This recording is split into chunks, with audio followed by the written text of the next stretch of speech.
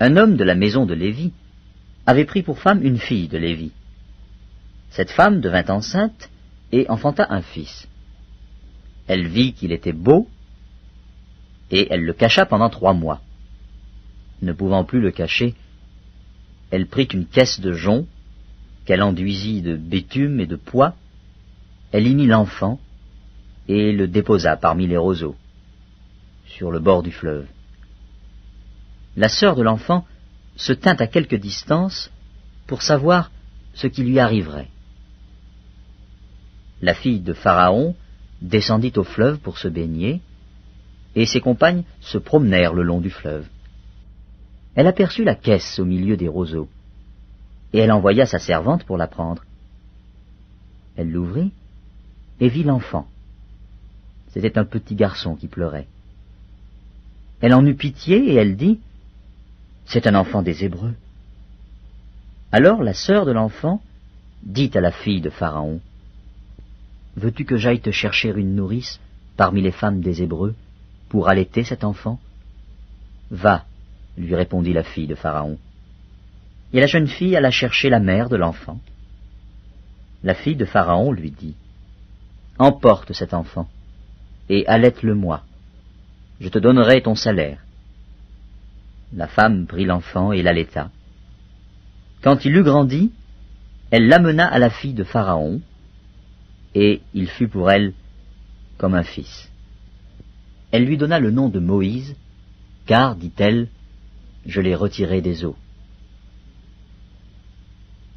En ce temps-là, Moïse, devenu grand, se rendit vers ses frères, et fut témoin de leurs pénibles travaux.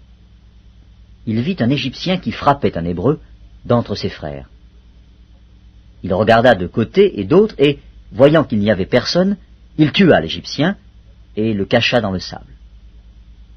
Il sortit le jour suivant, et voici, 2 Hébreux se querellaient. Il dit à celui qui avait tort, « Pourquoi frappes-tu ton prochain ?» Et cet homme répondit, « Qui t'a établi chef et juge sur nous? Penses-tu me tuer comme tu as tué l'Égyptien ?»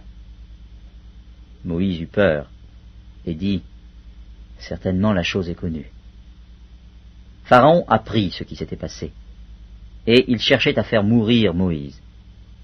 Mais Moïse s'enfuit de devant Pharaon, et il se retira dans le pays de Madian, où il s'arrêta près d'un puits. Le sacrificateur de Madian avait 7 filles. Elles vinrent puiser de l'eau, et elles remplirent les auges pour abreuver le troupeau de leur père. Les bergers arrivèrent et les chassèrent. Alors Moïse se leva, prit leur défense, et fit boire leur troupeau. Quand elles furent de retour auprès de Réuel, leur père, il dit, « Pourquoi revenez-vous si tôt aujourd'hui ?»